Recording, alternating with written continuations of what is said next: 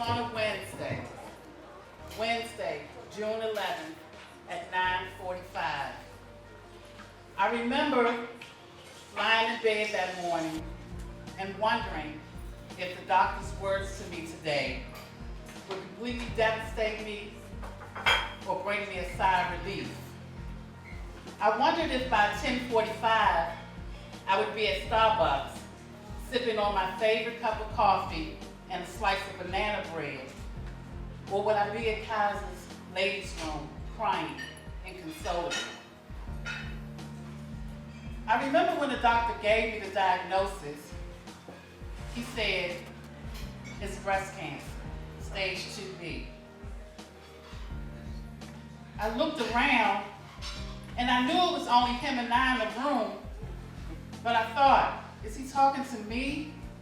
I couldn't have cancer, not me. I thought about who I would tell first. Would it be my husband? Would it be my mother? Would it be my girls? Or would I just get them all together and tell them all at once? I don't even know why I went by myself that day, but I just needed to be with me. It's funny the things that go through your mind when you receive such a diagnosis.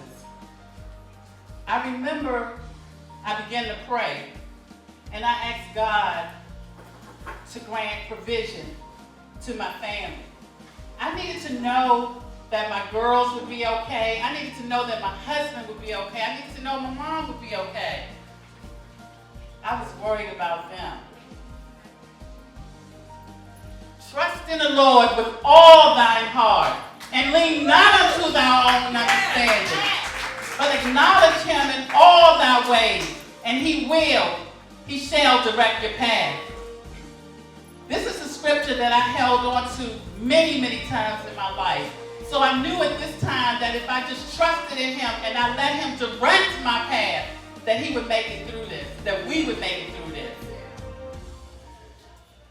3 weeks later, I had surgery. I went through 16 weeks of chemotherapy and 33 days of radiation. I was sick, y'all. I remember being so sick I couldn't get out of the bed. I was so nauseous I couldn't eat. I remember losing my hair. I remember losing weight. I cried a lot.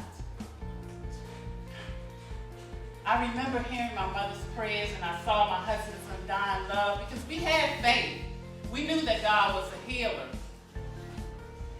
And all that I was going through, I was more worried about them than I was myself. I needed to know my family was going to be okay. But along with my family, God put 2 women in my life.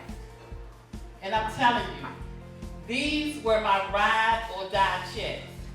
These women stuck with me through my whole treatment. They would go to chemotherapy with me on Fridays. I would get my treatment, and we would leave chemo, and we would go shopping. Because anybody who knows me knows that I love to shop. So we would leave the clinic, and we would go straight to Lord & Taylor, because that was my favorite store. And we would shop until we dropped. Then we would leave Lord & Taylor, and we would go get something to eat. We would go to Chrisville's, seafood. Man, I would order jumbo stuffed shrimp with lump crab meat. And we would eat, and we would eat. And they would take me home, I would get sick. It was a ritual, but we had a good time on that day. They helped me with my family. They did my girls' homework for me. They took them to the grocery store. They just took care of me during that time. And I really, really appreciate it. They're still in my life today. So I stand here tonight as a 12-year breast cancer survivor.